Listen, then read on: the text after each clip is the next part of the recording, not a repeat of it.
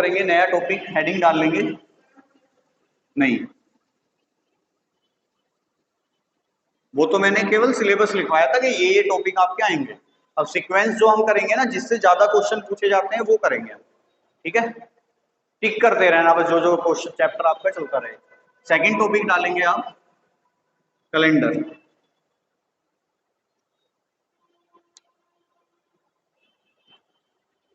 ठीक है, कैलेंडर में देखो पहले थोड़े हमें थ्योरी क्लास पढ़नी पड़ेगी, उसके बाद हम न्यूमेरिकल शुरू करेंगे, ठीक है? तो सबसे पहले हेडिंग डालेंगे पॉइंट नंबर 1,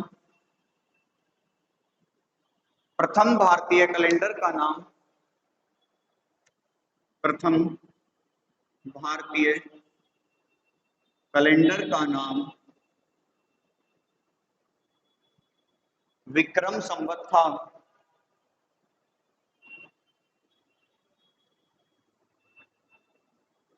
इसकी शुरुआत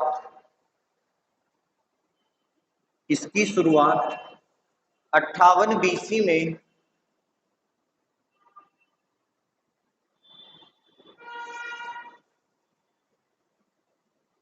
58 बीसी में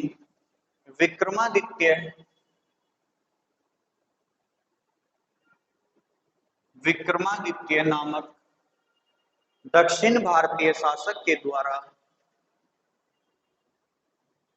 की गई थी।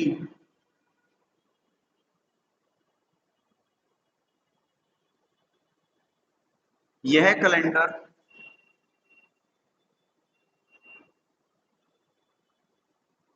चंद्र वर्ष पर आधारित कैलेंडर है।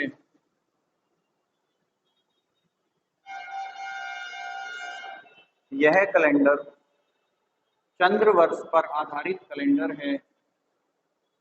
अनियमितताओं के कारण यह कैलेंडर कुछ समय पश्चात ही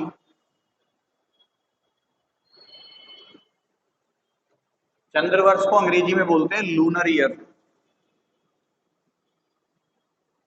एक होता है सोलर ईयर और एक होता है आपका लूनर ईयर, ठीक है?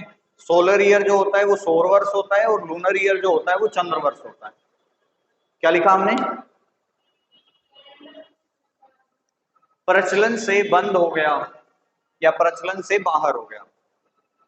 कुछ समय बाद ही यह कैलेंडर प्रचलन से बाहर हो गया। सेकंड पॉइंट डालेंगे, वर्तमान में प्रचलित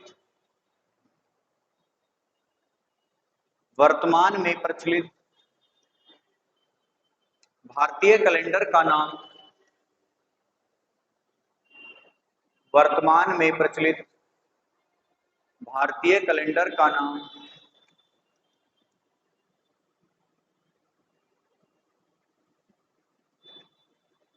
शक संवत है। इसकी शुरुआत 78 एडी में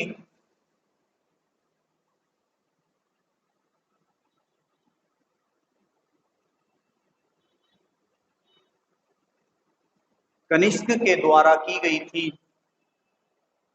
इसकी शुरुआत 78 एडी में कनिष्क के द्वारा की गई थी। यह कैलेंडर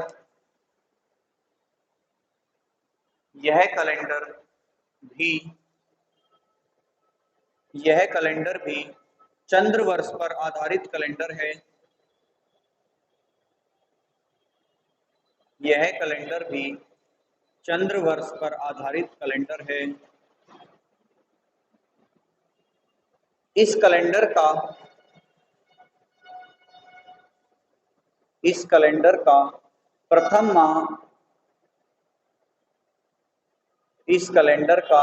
माह चैत्र तथा अंतिम माह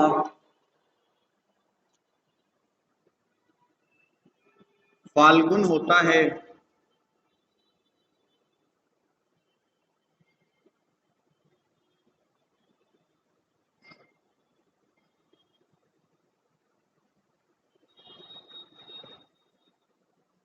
अंतिम माह फाल्गुन होता है।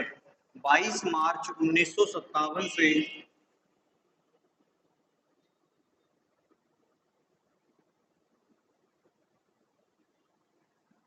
22 मार्च 1957 से भारत सरकार द्वारा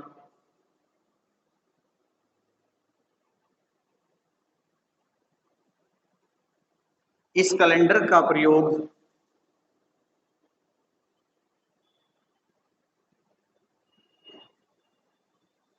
अपने वित्त वर्ष के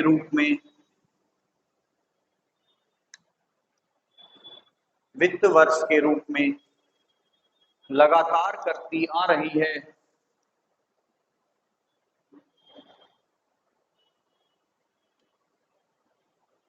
बात क्लियर है? देखो इससे क्वेश्चन कैसे पूछा जाएगा। सबसे पहले क्वेश्चन पूछा जाएगा प्रथम भारतीय कैलेंडर का नाम बताइए। तो क्या आंसर होगा? विक्रम संवत।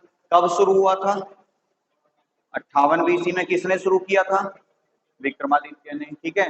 विक्रम संवत जो कैलेंडर था वो किस पे आधारित था? चंद्रवर्ष पे आधारित था या सौर वर्ष पे आधारित था? तो किस पे था? चंद्रवर्ष पे था। ठीक है। ऐसे ही क्वेश्चन पूछेगा कि वर्तमान में प्रचलित भारतीय कैलेंडर का नाम बताइए। तो आंसर क्या हो जाएगा? सच। देखो अंतर होगा दोनों में कि प्रथम भारतीय कैलेंडर का नाम क्या है? विक्रम संवत है। और वर्तमान में प्रचलित भारतीय कैलेंडर का नाम क्या है? शक संवत है। ठीक है। किसने शुरू किया था शक संवत? कनिष्क ने। कब शुरू किया था? प्रथम महीना कौन सा होता है इसका? अंतिम कौन सा होता है? ये क्वेश्चन कई बार रिपीट हुआ है कि हिंदी कैलेंडर या हिंदू कैलेंडर का प्रथम माह कौन सा होता है। तो आपका आंसर हो जाएगा चैत्र। क्वेश्चन ये भी पूछा गया था कि हिंदी कैलेंडर का प्रथम माह अंग्रेजी कैलेंडर के कौन से महीने में पड़ता है? बताओ। अप्रैल। 1 अप्रैल।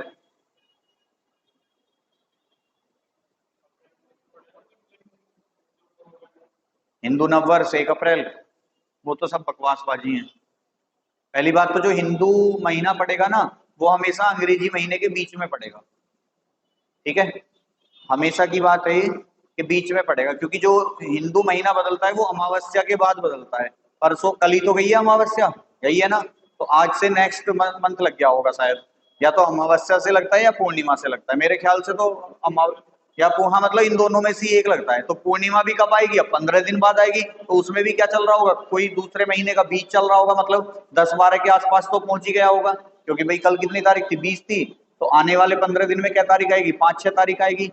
तो जो हिंदू कैलेंडर होते हैं या हिंदी कैलेंडर होते हैं वो अंग्रेजी कैलेंडर के स्टार्टिंग से कभी पढ़ते ही नहीं है। तो ये जो चैत्र पड़ता है ये पड़ता है मार्च और अप्रैल में। ठीक है। और ये जो फाल्गुन पड़ता है, आपको पता है होली जो आती है वो फाल्गुन में आती है। और होली कब आती है? मार्च में आती है। तो फरवरी और मार्च के बीच में तो फाल्गुन पड़ता है, मतलब अंतिम महीना फरवरी और मार्च में। और प्रथम महीना कब पड़ता है? मार्च और अप्रैल में। ठीक है। तो हमेशा ध्यान रखना पेयर में ही आएगा इसमें क्वेश्चन। पेयर में नहीं आएगा तो पहले वाले को आपको रखना है कि अगर फरवरी मार्च है तो फरवरी, मार्च अप्रैल है तो मार्च। मतलब प्रथम माह कब? मार्च में। अंतिम माह कब? फरवरी में। ठीक है। नेक्स्ट पॉइंट डालेंगे थर्ड। थर्ड पॉइंट लिखेंगे, हेडिंग डाल लेंगे ग्रीगेरियन कैलेंडर। ग्रीगेरियन कैलेंडर।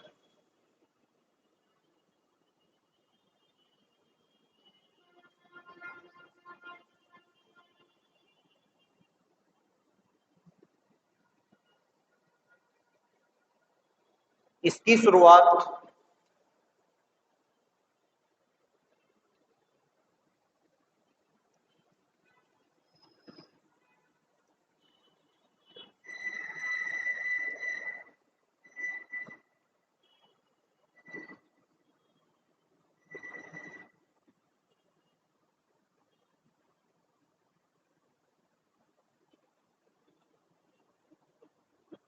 इसकी शुरुआत ईसा मसीह के जन्म को आधार मानकर, ईसा मसीह के जन्म को आधार मानकर रोम के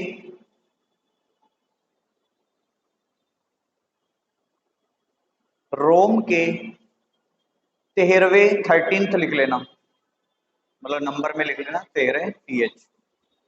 रोम के 13वें पोप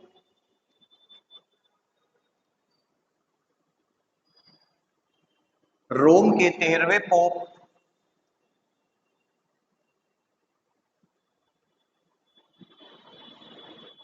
ग्रेगरी द्वारा 1 जनवरी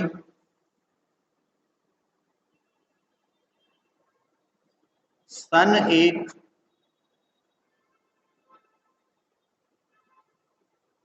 दिन सोमवार को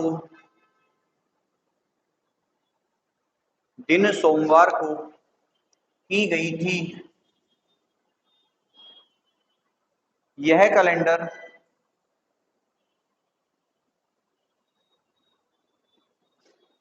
सौर वर्ष पर आधारित कैलेंडर है, सोलर ईयर। यह कैलेंडर सौर वर्ष पर आधारित कैलेंडर है। इस कैलेंडर का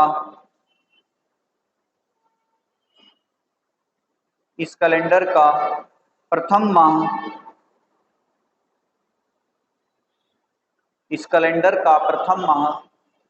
जनवरी तथा अंतिम माह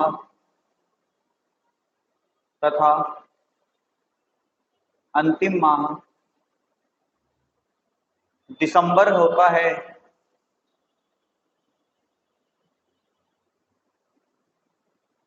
इस कैलेंडर की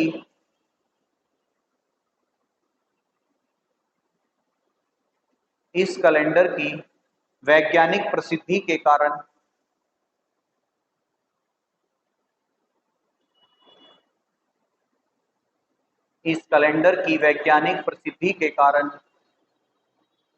इसे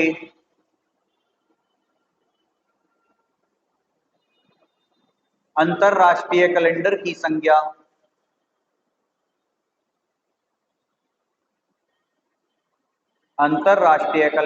संज्ञा दे दी गई।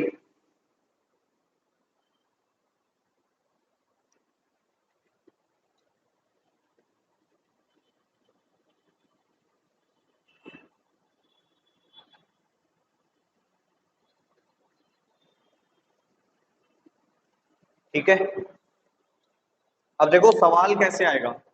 सवाल देखो, सबसे पहले तो यही आता है कि वर्तमान में प्रचलित कैलेंडर का नाम बताओ। तो आंसर क्या होगा? वर्तमान में प्रचलित कैलेंडर का नाम क्या है? बताओ जल्दी। वर्तमान में प्रचलित कैलेंडर का नाम सक्संवत। देखो, अगर आ जाए क्वेश्चन वर्तमान में प्रचलित कैलेंडर का नाम, तो आपको आंसर देना है ये, यानी कि ग्रिगोरियन। और अगर आ जाए वर्तमान में प्रचलित भारतीय कैलेंडर का नाम, तो आपको आंसर देना है सक्संवत। ठीक है, मतलब अगर भारतीय शब्द लगा है तो सक्संवत आंसर आएगा, भारतीय शब्द नहीं लगा है तो ग्रिगोरियन। क्यों? क्योंकि जो आप कैलेंडर यूज करते हो घर में वो ये वाला है, सक्संवत तो यूज करते नहीं। चाहे पाकिस्तान हो, चाहे अफगानिस्तान हो, चाहे अमेरिका हो, चाहे जापान हो, चाहे फ्रांस हो, हर जगह यही कैलेंडर यूज होता है। तो वर्तमान में प्रचलित नॉर्मल कैलेंडर पूछ ले तो ग्रिगोरियन, अंतरराष्ट्रीय कैलेंडर पूछ ले तब भी ग्रिगोरियन, लेकिन भारतीय कैलेंडर आ जाए तो सक्संवत आ जाएगा। ठीक है, नेक्स्ट पॉइंट डालेंगे हिजरी संवत।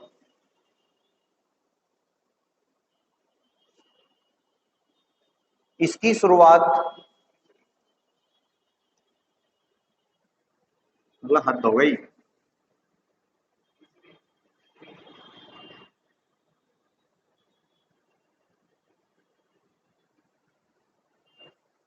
हिजरी संवत, इसकी शुरुआत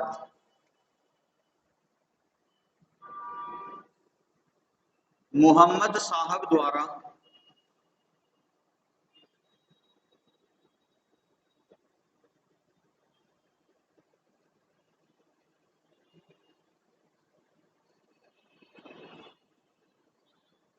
622 एडी में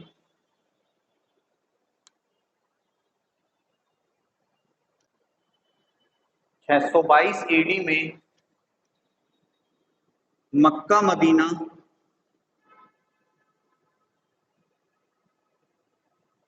की यात्रा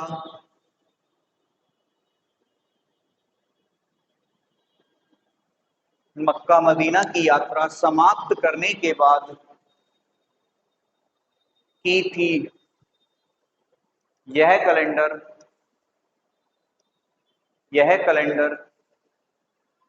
चंद्र वर्ष पे आधारित कैलेंडर है।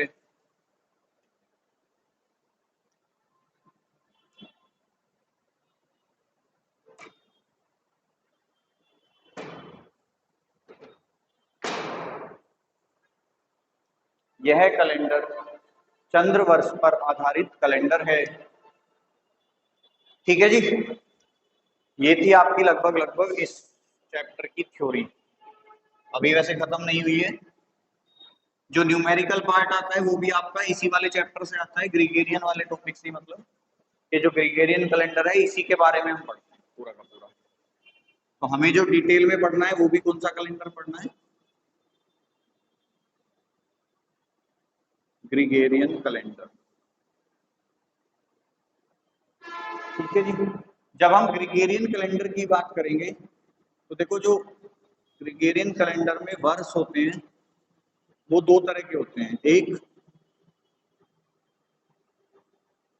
साधारण वर्ष और दूसरे आपके लीप वर्ष। ठीक है।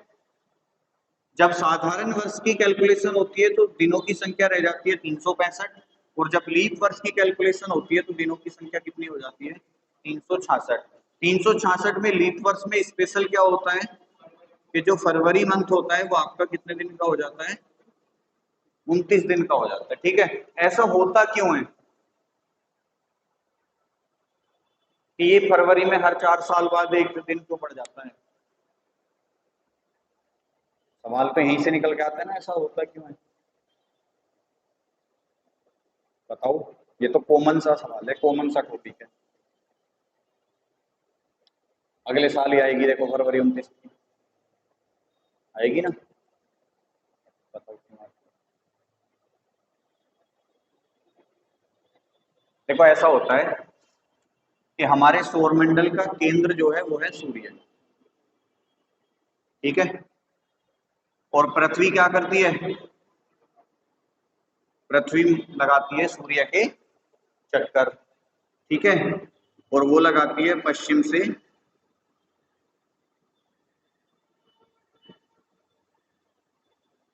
पूर्व की तरफ। ठीक है। मान लो पृथ्वी यहाँ है, ऐसे लेटी हुई है ना थोड़ी सी, तो ये पृथ्वी है।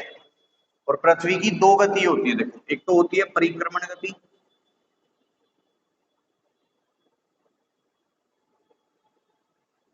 और एक होती है परिभ्रमण गति। ठीक है। परिभ्रमण गति जो होती है वो उसका अपनी धुरी पे घूमना।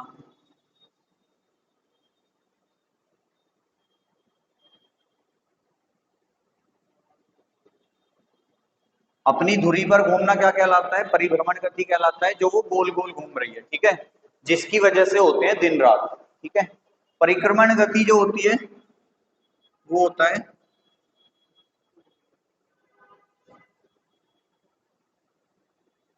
सूर्य के चारों ओर घूमना। ठीक है। जिसकी वजह से क्या होती है, आपके जो वेदर चेंज होता है, जैसे कभी बरसात हो रही है, कभी गर्मी हो रही है, कभी सर्दी हो रही है, तो ये जो सर्दी गर्मी बरसात होती है वो पृथ्वी की परिक्रमण गति के कारण होती है। ऋतु परिवर्तन जिसे बोल देते हैं हम। ठीक है भाई। सर्दी कौन कौन से होते हैं? ग्रीष्म ऋतु, शरद ऋतु और बरसात ऋतु, तीन ही तो होती हैं। तो ये किसकी वजह से आती है? पृथ्वी की परिक्रमण। अब हमें पढ़ने की जरूरत क्यों पड़ी कि भाई क्योंकि आपको पता है ये जो कैलेंडर है ये किस पे? सौर वर्ष पे आधारित कैलेंडर है। और पृथ्वी जो है वो सूर्य का जो एक चक्कर पूरा करके अपनी वापस अपनी जगह पे आती है, वो समय है 365 दिन, 5 घंटे, 48 मिनट और 47 सही 1/2 सेकेंड। एग्जैक्ट जो टाइम है वो ये है। ठीक है। जिसे हम शॉर्ट में बोल देते हैं 365 सही 1/। ये तुमने कई जगह लिखा भी देखा होगा, अपनी ज्योग्राफी की किताब में या जीके की किताब में। ज्योग्राफी की में तो जरूर देखा होगा, ऐसा हो ही नहीं सकता। जहाँ पे भी सौर मंडल वाला चैप्टर होगा ना, वहां पे जरूर होगा ये 365 सही 1/4 दिन। ठीक है, और देखा जाए तो भाई एक दिन कितने घंटे का होता है, 24 घंटे का होता है ना। अब ये कितने, देखो 365 दिन तो पूरे हैं ही। अब ये लगभग कितने हैं, 6 घंटे के लगभग हैं कि नहीं है भाई। 5 घंटे 49 मिनट तो हो ही रहे हैं, ये 11 मिनट ही तो बच रही है, तो हम इसे कह देते हैं लगभग 6 घंटे हैं। और 4 साल में 6 घंटे मिलके कितने हो जाएंगे, 24 घंटे, जिसकी वजह से क्या हो जाता है, एक दिन बढ़ जाता है। ठीक है, तो ये जो 365 से 366 की प्रक्रिया आई है वो कहाँ से आई है, वो इन 5 घंटे 48 मिनट और 47 सही 1/2 सेकंड को 4 साल तक जोड़ते जोड़ते जोड़ते जोड़ते कितना हो गया, 24 घंटे हो गए। और 24 घंटे हमने कहाँ पहुंचा दिए, लीप वर्ष में पहुंचा दिए, जिसमें फरवरी को कितने दिन का कर दिया, 29 दिन का कर दिया, और दिनों की संख्या कितनी हो गई, 366। बात क्लियर है, नोट करोगे इसे, ये चीज नोट कर लो, काम आएगी आपके। जब हम साधारण वर्ष की गणना करते हैं, कैलकुलेशन करते हैं, तो दिनों की संख्या कितने लेते हैं, 365 दिन। 6 घंटे छोड़ देते हैं, 6 घंटे आपके 4 साल में बनके एक दिन बना लेते हैं, जिसकी वजह से लीप ईयर हो जाता है। ठीक है, अब अगर मुझे इन 365 दिनों में सप्ताह निकालने हो, तो सप्ताह देखो, सप्ताह में होते हैं कितने दिन, 7 दिन। अगर मैं इस 365 को 7 से डिवाइड करूंगा तो 7 पंजे 35, बचा कितना, एक, 7 दूनी, तो एक वर्ष में कितने सप्ताह हो गए, 52 सप्ताह प्लस एक, क्या आएंगे, विषम दिन। ध्यान रखना, विषम दिन यहाँ पे ये संख्या नहीं है, विषम दिन यहाँ पे वो दिन है जो सप्ताह से बच जाएंगे। अगर एक है तो एक भी विषम दिन, दो है तो दो भी विषम दिन, तीन है तो मतलब जितने भी सप्ताह से बचे हुए दिन होंगे वो क्या कहलाएंगे, विषम दिन कहलाएंगे। अगर मुझे इसमें निकालने हो तो देखो 52 सप्ताह तो आएंगे, क्योंकि जब 365 थे तो एक विषम दिन है, अब कितने हो जाएंगे, अब हो जाएंगे 2 विषम दिन। अब ध्यान रखना, एक साधारण वर्ष में विषम दिन की संख्या कितनी होती है, और एक लीप वर्ष में विषम दिन की संख्या कितनी होती है, 2। और विषम दिन की संख्या जो है वो 6 से ज्यादा कभी भी नहीं हो सकती। क्यों, क्योंकि सपोज करो अगर विषम दिन आ गए मेरे पास 7, तो 7 को मैं 7 से डिवाइड करूंगा, विषम दिन की संख्या रह जाएगी 0। 8 आ जाएंगे तो 7 से डिवाइड करूंगा 1, 6 रह जाएंगे तो 7 से डिवाइड नहीं होगा, तो कितने रह जाएंगे, 6। मतलब विषम दिनों की संख्या है वो कभी भी 6 से ज्यादा नहीं होगी। अगर 6 से ज्यादा आ रहे हैं तो उन्हें 7 से डिवाइड करके छोटा कर लेते हैं। ठीक है, तो यहाँ से बात आई हमारी कि वर्षों के विषम दिन कितने हैं, साधारण वर्ष में एक विषम दिन और लीप वर्ष में 2। ये चीज भी नोट कर लो एक बार। इसके बाद क्या आता है, वर्ष के बाद आती है शताब्दी। शताब्दी होती क्या है, 100 वर्ष, यानी कि मैं कह सकता हूं कि 1 से लेके 100 तक, या मैं कह सकता हूं 101 से 200 तक, या मैं कह सकता हूं, और या कह सकता हूं, तो ये चलता रहेगा सिलसिला, लेकिन हमें 400 तक ही समझना है बस। क्योंकि 400 के बाद ना जैसी नेक्स्ट आएगी 501, 401 से 500, तो वो चीज इसके साथ सेम टू सेम रहेगी। मतलब 401 से 500 वाली जो इसमें होगा वही उसमें होगा, 501 से 600 वाली में भी सेम होगा, 601 से 700 वाली में भी सेम होगा, 701 से 800। मतलब कहने का ये है 400 तक समझना है, फिर इन्हीं का मल्टीपल चलता रहता है कि 400 के बाद 800, 1200, 1600। अगर मैं देखूं, आपको पता है कि जो लीप वर्ष आता है वो प्रत्येक चौथे वर्ष आता है। मतलब पहला लीप वर्ष कब आया होगा, सन 4 में आया होगा कि नहीं। दूसरा कब आया होगा, तीसरा 12, 16, ऐसे ही चलते चलते कहां तक आ गया होगा, 84 आएगा ना, हाँ आएगा। 84 के बाद 88 आया होगा, 92 आया होगा, 96 आया होगा, और फिर 100 आया होगा। ठीक है, ऐसे ही तो आया होगा। फिर कब आया होगा, 104। ध्यान रखना कि ये जितनी भी शताब्दियां पड़ेंगी, भाई ये क्या है, शताब्दी तो है, इसके बाद कौन सी आई होगी, 200 आई होगी, इसके बाद फिर, तो मतलब जितनी भी ये शताब्दियां है ना, ये लीप वर्ष है या नहीं है, इसे चेक करने के लिए हमें डिवाइड करना पड़ेगा 400 से। बाकी जो नॉर्मल वाले हैं, कि मैं जैसे आपके सामने लिख दूं 1915, 1916, 2016 या 1988 जो इस टाइप की ईयर है, या फिर आपके सामने दूसरे क्या आएंगे 1800, 1700, 1600, 2000, 2100, 2400। दो तरह की तो रहते हैं, या तो इस टाइप से चलते हैं या इस टाइप से चलते हैं भाई। 96 के बाद कौन सा आएगा 97, 98, 99, 100। ठीक है, जैसे 1991, 92, 93, 94, 95, 96, 97, 98, 99, और फिर कौन सा आया होगा 2000, फिर 2001, 2, 3, 4, 5, फिर कब आएगी 2100 आएगी कभी 100 साल बाद। तो मतलब दो तरह के ईयर होते हैं, एक तो ये होते हैं जिनके बाद जीरो नहीं लगी होती, और एक वो होते हैं जिनके बाद जीरो लगी होती है। जीरो लगने वाले को बोलते हैं हम शताब्दी वर्ष। ठीक है, और ये जो रहते हैं ये हमारे साधारण होते हैं। तो जो शताब्दी वर्ष होते हैं ना, वो लीप वर्ष है या नहीं है, उसे चीज को चेक करने के लिए हम उसे डिवाइड करते हैं 400 से, और जो नॉर्मल वाले हैं उन्हें हम चेक करते हैं 4 से। तो 4 वाला तो सबको पता होगा, ठीक है, कि भाई अगर कोई वर्ष लीप वर्ष है या नहीं है उसे 4 से डिवाइड करके देख लो। अगर पूरा पूरा कट रहा है तो लीप वर्ष होगा, नहीं कट रहा है तो लीप वर्ष नहीं होगा। तो 400 इसमें शताब्दी वाले में क्या होगा, अगर 400 से पूरा पूरा कट रहा है तो लीप वर्ष होगा, अदरवाइज नहीं होगा। क्या ये लीप वर्ष है? 100वां जो वर्ष आएगा वो लीप वर्ष होगा? नहीं होगा। 200 वाला होगा? नहीं होगा। 300 वाला, 400 वाला, 500, 600, 700, 800, 1600, 1800, नहीं होगा। देखो अभी तक केवल 5 ही शताब्दी वर्ष ऐसे आए हैं जो लीप वर्ष थे। एक 400, एक 800, 1200, 1600, तो ये 5 ही शताब्दी वर्ष ऐसे हैं जो क्या हैं, लीप वर्ष हैं। इनके अलावा कोई सा भी शताब्दी में फरवरी जो मंथ है वो 29 का नहीं पड़ा है। जैसे कभी 1900 शताब्दी आई होगी तो 1900 जो है आपका लीप वर्ष नहीं होगा, 1904 लीप वर्ष हो जाएगा, लेकिन 1900 नहीं होगा।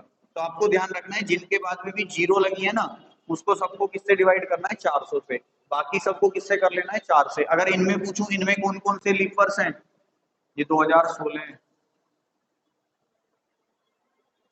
पहला लीप वर्ष है। दूसरा, देखो 4 का डिवाइड करने का रूल ये होता है कि अगर आपके नंबर के आखिरी के 2 अंक 4 से पूरे पूरे कट रहे हैं ना, तो वो पूरा नंबर भी 4 से कट जाएगा। तो आपको पूरे को डिवाइड करने की जरूरत नहीं है, बस आखिरी के 2 अंक डिवाइड कर दो। अब देखो 4 की 12 बच गया, 4 चौक 16, 4 चौक अच्छा ये 1900, 4 चौक 16, 22 चौक 88। तो सारे देखो ये भी कट रहा है, ये भी कट रहा है, और ये भी, केवल ये नहीं कट रहा। तो ये लीप ईयर नहीं होगा, ये सारे लीप ईयर होंगे। तो आपको अगर नॉर्मल ईयर दे रखा है तो उसमें 4 से, और जो वो वाले हैं उसमें 400 से। अब मुझे ये बताओ कि जो पहली शताब्दी रही होगी, यानी कि कब से कब तक, 1 से लेके 100 तक, इसमें लीप वर्ष की संख्या कितनी होगी? भाई अगर मैं कहूं कि भाई कुछ लीप वर्ष आए होंगे इसमें, और कुछ कैसे आए होंगे, साधारण आए होंगे। तो मैं आपसे पूछना चाह रहा हूं कि पहली शताब्दी में लीप वर्ष और साधारण वर्ष की संख्या क्या क्या रही होगी? 100 को 4 से डिवाइड करेंगे तो 25 आएगा, 25 लीप हो जाएंगे और 75 साधारण हो जाएंगे। अच्छा, तुमने कहा कि भाई 100 को 4 से डिवाइड करना है, 25 हो जाएंगे। अगर 25 ना निकले तो क्या, ये देखो 100 को डिवाइड करने के लिए तुमने ये वाला वर्ष भी लिया है, जबकि तुम्हें पता है ये वाला वर्ष तो लीप वर्ष है ही नहीं। क्यों? क्योंकि इसे किससे चेक करना है, 400 से, तो ये तो कटेगा नहीं। तो आपके पास अब वर्षों की संख्या कितनी बच गई, 99। अब इसे डिवाइड कर सकते हो 4 से, 4 से जब इसे काटोगे तो ये 24 बार ही कटेगा, 24 का 96। तो लीप वर्ष की संख्या कितनी, साधारण की कितनी, 76। ठीक है, यानी कि पहली शताब्दी में लीप वर्ष कितने थे, 24, साधारण वर्ष कितने थे, 76। अगर मैं दूसरी शताब्दी में पूछूं तो कितने कितने हैं, कितने हैं?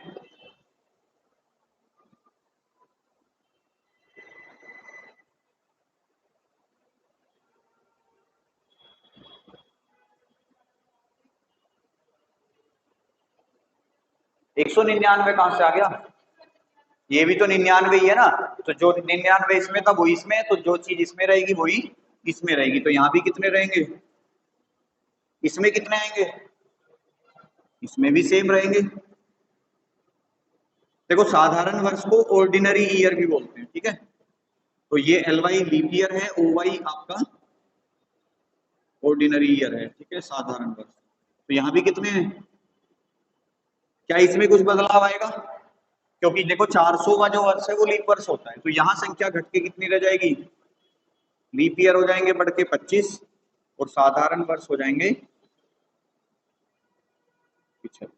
बात क्लियर है? अब देखो हम तो शताब्दी के वो गिन रहे थे विषम दिन,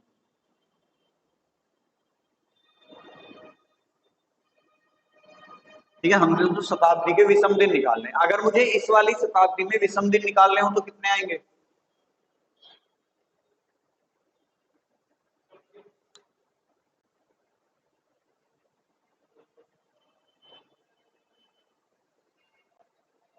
एक साधारण वर्ष में कितने विषम दिन होते थे?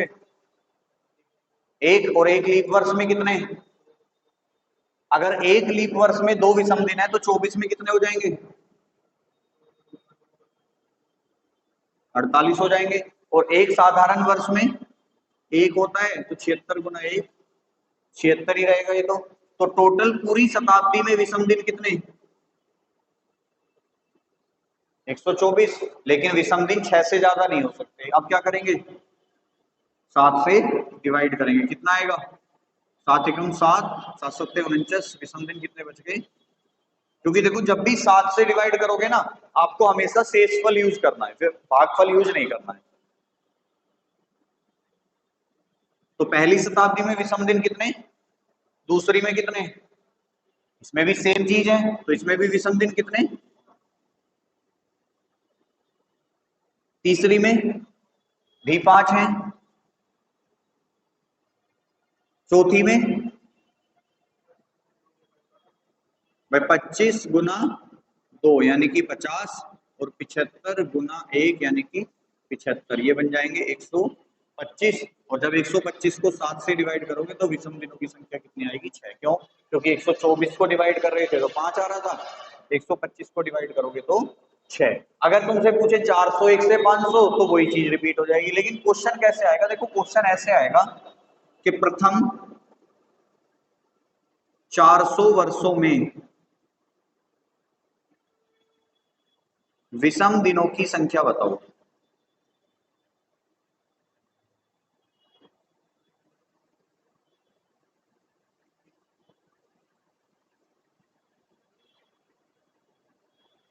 प्रथम 400 वर्षों में विषम दिनों की संख्या बताओ। बताओ क्या करेंगे? देखो हमसे क्या पूछा है? प्रथम 400 वर्षों में हमें यहां से शुरू करके कहां तक जाना है? यहां तक जाना है। पहले में कितने आए थे? दूसरे में कितने? तीसरे में कितने? 6। तो 5, 10, 15 और 6, मतलब 400 साल में टोटल विषम दिन कितने? 21। अब 21 तो हो नहीं सकते, तो हम क्या करेंगे? 7 से डिवाइड करेंगे, 0 आ जाएंगे, ठीक है। अगर पूछे प्रथम 200 वर्षों में विषम दिन कितने? 3। प्रथम 300 वर्षों में?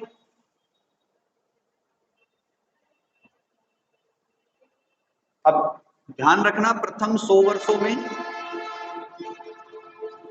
विषम दिन कितने? 5। प्रथम, या प्रथम नहीं भी आएगा तो भी सेम रहेगा आंसर। 200 वर्ष में 3 कहां से आए? 5 + 5 / 7। प्रथम 300 वर्षों में 1, 5, 10, 15 / 1, 7। और प्रथम 400 वर्ष में 5 × 20 और 1 × 21 और बटे 7 यानी कि 0, ठीक है।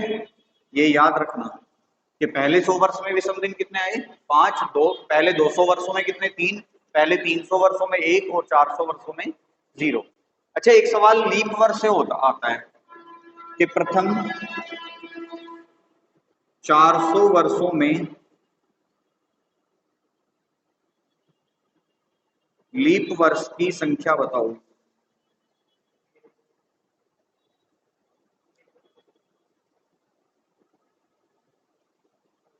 ये सवाल बहुत पूछा जाता है।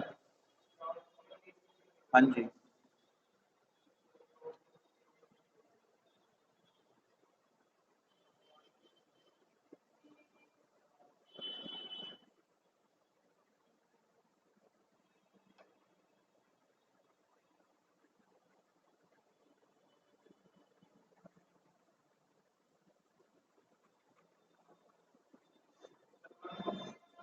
नाइन्टी सेवन सामने है तो सही हमारे भाई। पहले में 24 थे, दूसरे में 24 है, तीसरे में 24 है, चौथे में 25 है, तो 24 का 96 और एक 97, तो कितनी आ जाएगी?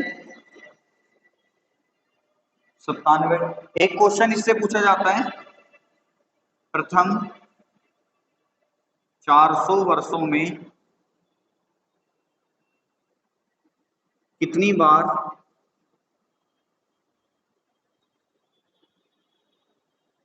फरवरी माह में 29 तारीख आएगी?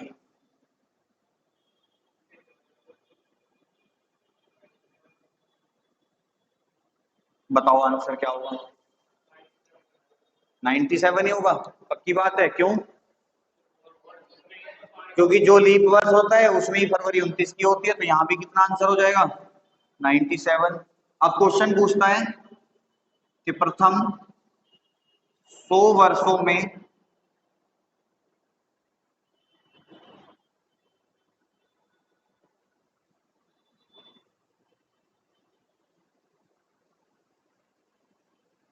उनतीस तारीख कितनी बार आएगी?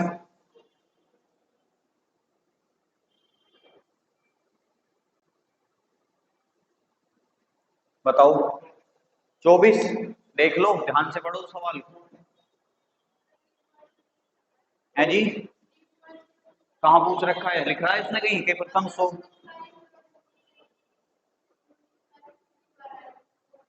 हाँ, बदल गया ना सवाल, तो बताओ कितनी बार आएगी?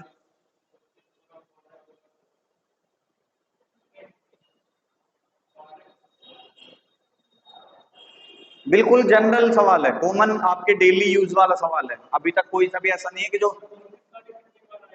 12 बार। तो हम कम से कम वाले केस को लेके चलते हैं, ठीक है? कि भाई एक वर्ष में कम से कम कितनी?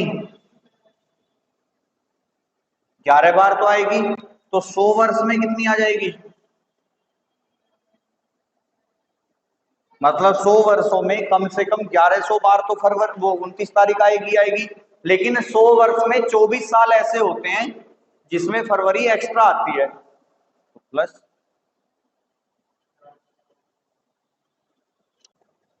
भाई 100 वर्षों में कितने? 1124। 400 में कितना होगा? इसका 4 गुना। लेकिन जब 400वां वर्ष आएगा तो एक और बढ़ जाएगा वो, तो आंसर आ जाएगा 4400।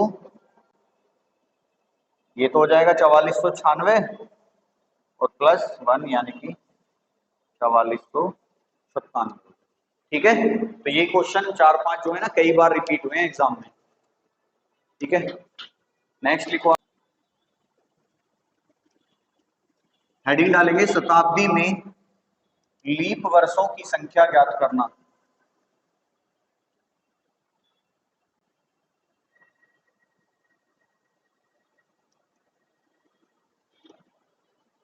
शताब्दी में लीप वर्षों की संख्या ज्ञात करना।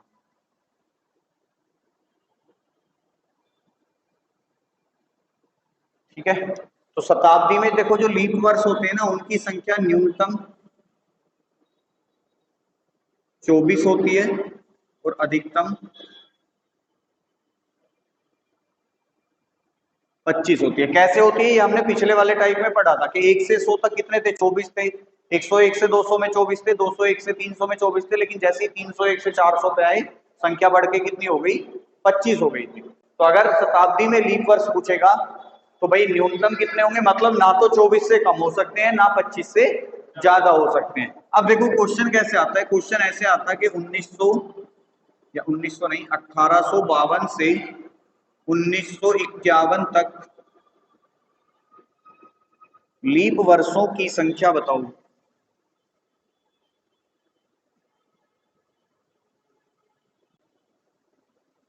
या आपसे पूछेगा कि 1952 से 2051 तक लीप वर्षों की संख्या बताओ, जल्दी बताओ इसका आंसर। देखो जब भी आपके सामने ऐसे नंबर आए ना कि भाई उसने 2 ईयर लिख रखे हैं साथ साथ, ठीक है, कि 1852 से 1951, आपको कुछ दिमाग नहीं लगाना है, आपको समझ जाना है कि ये टोटल 100 ईयर की बात कर रहा है, ठीक है, क्योंकि ये जो टोटल करोगे तो 100 ही आएगा पूरा। जब ये 100 ईयर की बात कर रहा है तो आपको पता है कि 100 ईयर में या तो 24 लीप ईयर होते हैं या 25 होते हैं। 25 कब होते हैं, जब आने वाली शताब्दी लीप वर्ष होती है। तो मुझे बताओ इन दोनों के बीच में शताब्दी कौन सी आई है, 1900 आई होगी। क्या 1900 लीप ईयर है, नहीं है, क्योंकि 400 चौका 1600 होते हैं। अगर नहीं है तो आंसर 24। इसमें कितने कौन सी आई होगी, क्या 2000 लीप वर्ष है, क्योंकि 400 पंजे 2000 होते हैं। तो ये इसका आंसर कितना हो जाएगा। तो बस आपको केवल इतना ही ध्यान रखना है, ठीक है।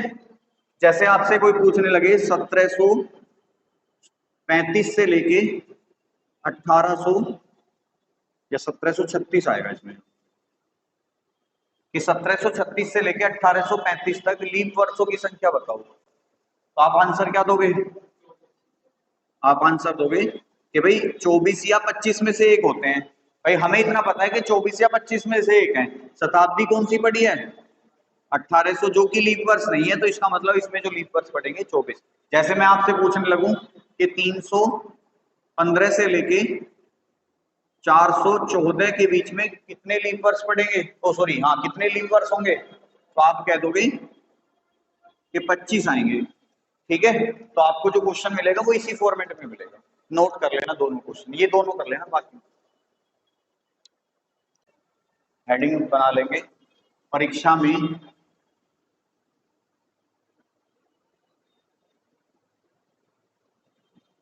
पूछे जाने वाले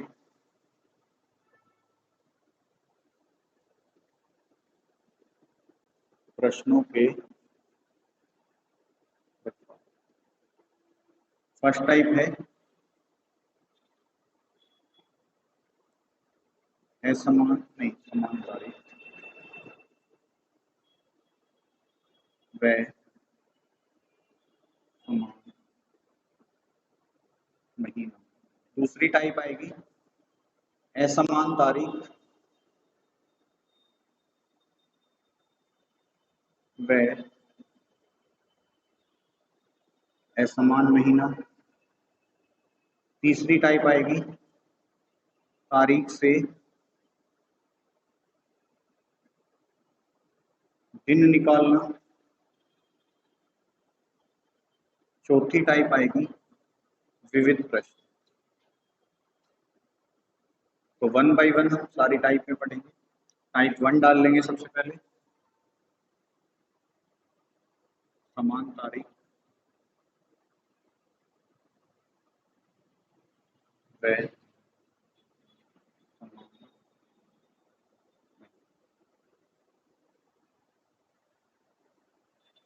क्वेश्चन लिखेंगे। यदि पहले टाइप 1 डाल लेंगे सबसे पहले, यदि 15 अप्रैल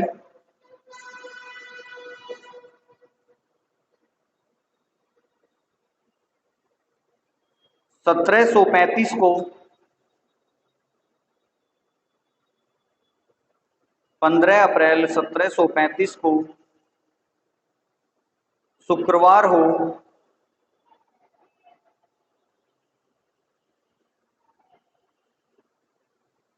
तो 15 अप्रैल 1742 को कौन सा दिन होगा।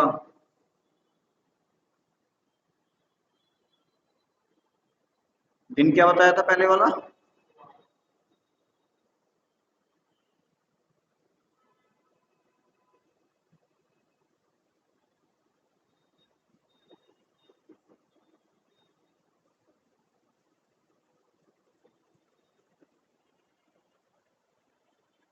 देखो आपको क्या करना है, सबसे पहले आपको पता है टाइप क्या है हमारा, समान तारीख व समान महीना। आप देख रहे होगे 15 अप्रैल यहाँ भी है, 15 अप्रैल यहाँ भी है, ठीक है। केवल बदलाव किस में आ रहा है, वर्ष में आ रहा है, ठीक है।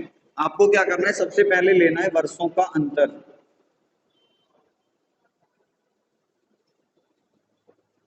फिर इसके बीच में पड़ने वाले लीप वर्षों की संख्या को डिवाइड कर लेना है 7 से। अब वर्षों का अंतर कितना है, 35 और 42 में अंतर कितना आएगा, 7 का, ठीक है। लीप ईयर कौन कौन से आएंगे,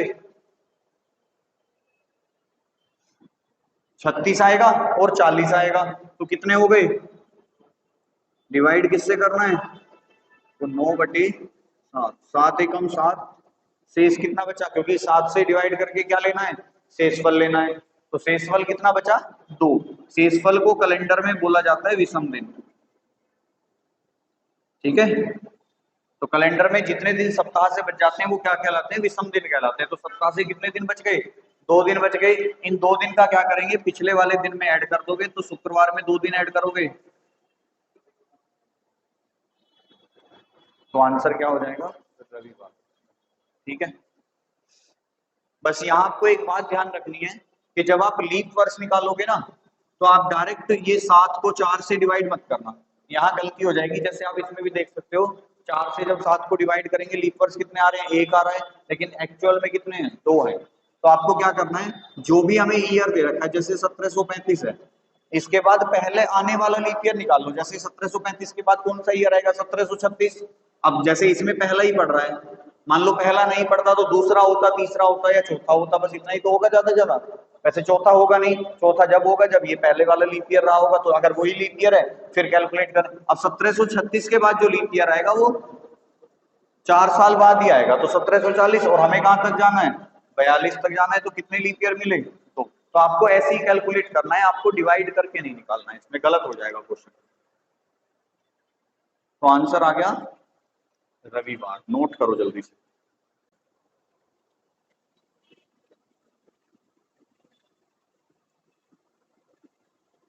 को सोमवार रहा हो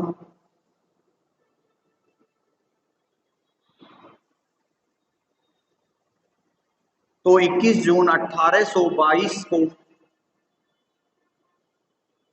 या 92 की जगह से ना वो कर लो 93, बस 1793 कर लेना, तो 29 आना चाहिए, और घटाने की जरूरत नहीं पड़ती। देखो 1793 से आगे चलो, अगर मैं 7 प्लस करूंगा तो कितना हो जाएगा, 1800 हो जाएगा। भाई 1793 में अगर मैं 7 प्लस करूंगा तो 1800 हो जाएगा, और 1800 से कितना आगे है, 22, और 22 और 7 कितने हो जाएंगे, 29। अगर नहीं आ रहा है तो आप घटा सकते हो 1822 में से, कि भाई 12 में से 3 गए, 9, ठीक है, और 11 में से 9 गए 2, यहाँ भी 17, यहाँ भी 17, ठीक है। मैं तो गलती सोच रहा था लीप वर्ष में करोगे, तुम 1800 को गिनोगे 1 करोड़, तो 29 प्लस 6, और 29 और 7 कितने होते हैं, और 35 को जब 7 से काटोगे तो विषम दिनों की संख्या कितनी आएगी, 0, और जब 0 आएगी तो वही दिन होता है जो पहले होता था, ठीक है। सवाल नंबर 2, 3, यदि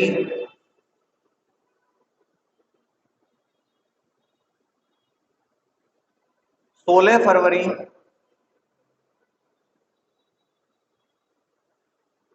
यदि 16 फरवरी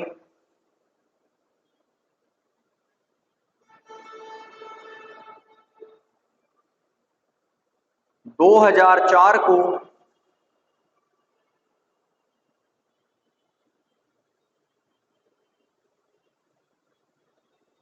सोमवार हो तो 16 फरवरी थर्सडे आ रहा है, फ्राइडे आ रहा है, अभी सेम नहीं आ रहे, देख लो दोनों के आंसर। क्या है क्वेश्चन? 16 फरवरी 2004 को पूछा कब का है? 16 फरवरी 2040 को कौन सा दिन? ठीक है, सबसे पहले डिफरेंस कितना आएगा? लीप ईयर कितने हैं, कौन कौन से? 4, 8, 12, 16, 20।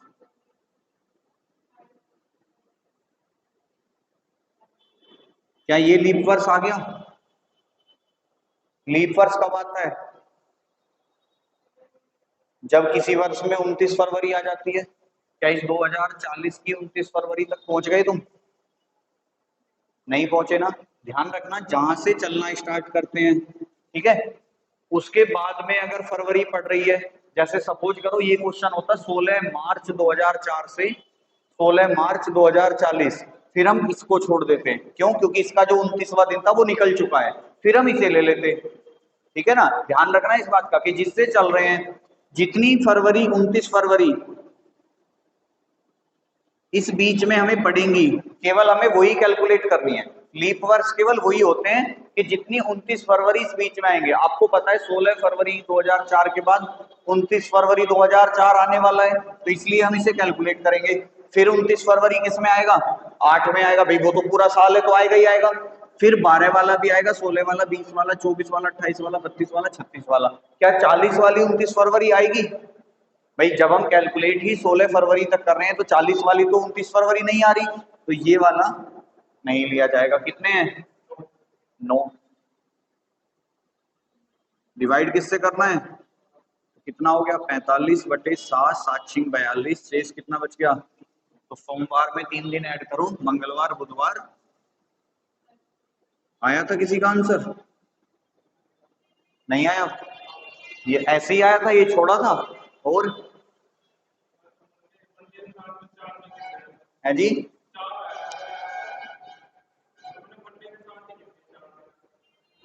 अच्छा, मंडे ट्यूसडे वेडनेसडे थर्सडे, ऐसे थोड़ी ना होगा। मंडे में जोड़ने हैं वो, ट्यूसडे वेडनेसडे थर्सडे। तो ध्यान रखना है देखो इन चीजों का भी, कि जिससे हम आगे जा रहे हैं उसके बाद जितनी फरवरी 29 पड़ेंगी वो हमारे लीप वर्ष होते हैं, और जहां तक हमें जाना है। तो अगर सपोज करो यही क्वेश्चन होता है ऐसे कि 26 मार्च 2004 को मंडे है, तो 26 मार्च 2039 को कौन सा दिन होगा? बताओ जल्दी। ट्यूसडे आएगा ना। अब देखो क्या इसे कैलकुलेट करना पड़ेगा हमें, ये नहीं आएगा क्योंकि इसकी फरवरी तो जा चुकी। तो पहला जो लीप ईयर आएगा वो 8, फिर 12, फिर 16, फिर 20, 24, 28, 32, 36, 39 तक जाना है, तो अगला तो 40 में आएगा। तो 2, 4, 6, 8, तो डिफरेंस आया था 35, लीप ईयर आए हैं 8, डिवाइड करना है तो 7 पंजे 35, 7 एकम 7, बचा कितना? मंडे में एक दिन जोड़ोगे, ट्यूसडे कर लोगे।